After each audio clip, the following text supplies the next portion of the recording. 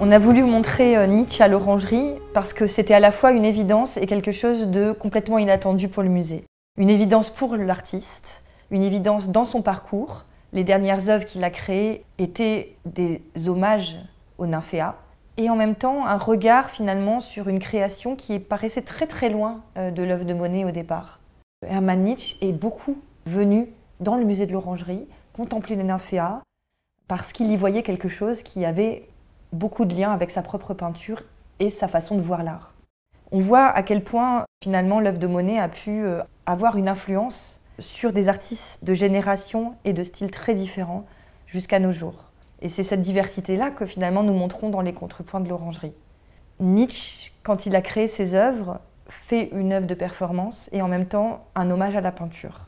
Et ces dernières toiles, ces dernières grandes toiles très colorées, sont vraiment des hommages à l'artiste impressionniste après l'impressionnisme, de la même façon qu'on pourrait dire que l'œuvre tardive de Nietzsche est une œuvre de Nietzsche après le Nietzsche le plus connu et le Nietzsche de la performance des années 50 ou 60. Quand Nietzsche est décédé, nous avons décidé de conserver cette exposition à l'Orangerie. Finalement, il nous paraissait important de rendre un dernier hommage à cet artiste en prolongeant et en conservant les dernières volontés de l'artiste qui étaient de faire ce beau projet à l'Orangerie. Nous avons finalement décidé de montrer des œuvres qu'il avait créées à la toute fin de sa vie. Le choix des œuvres s'est fait dans l'atelier avec sa veuve, dans l'endroit où il vivait, un grand château à quelques kilomètres de Vienne, en pleine campagne.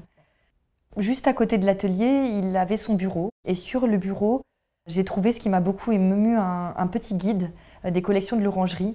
Et il y avait des traces de doigts, empreintes de peinture, sur le livre et sur ses œuvres préférées. On voyait tout de suite sa proximité avec le sujet qu'il occupait à ce moment-là et l'importance pour lui de cette exposition à l'Orangerie. Monet est pour moi l'un des plus grands peintres ayant jamais vécu.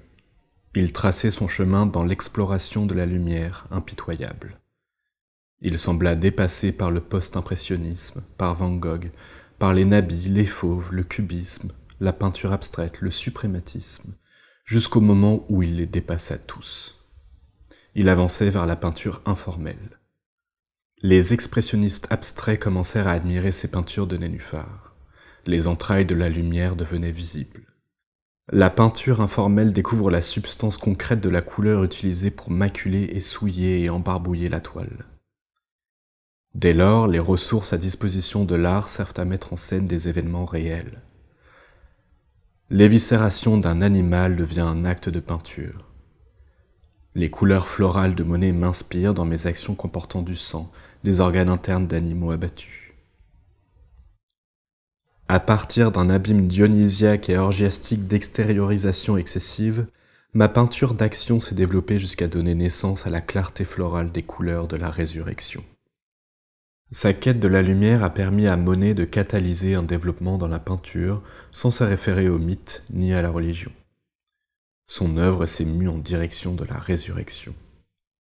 Monet n'a pas été contraint de laisser derrière lui les malentendus d'un monde coupable. Il vivait dans un monde qui se transcendait lui-même, hors de lui-même. Il cherchait la lumière, il la trouva dans ce monde, il fit l'expérience du Satori. Il était au sens fort du terme un illuminé. Je ne cherche pas à mesurer, à comparer l'œuvre de Monet avec la mienne. Je veux seulement pointer une route et des conditions de développement communes.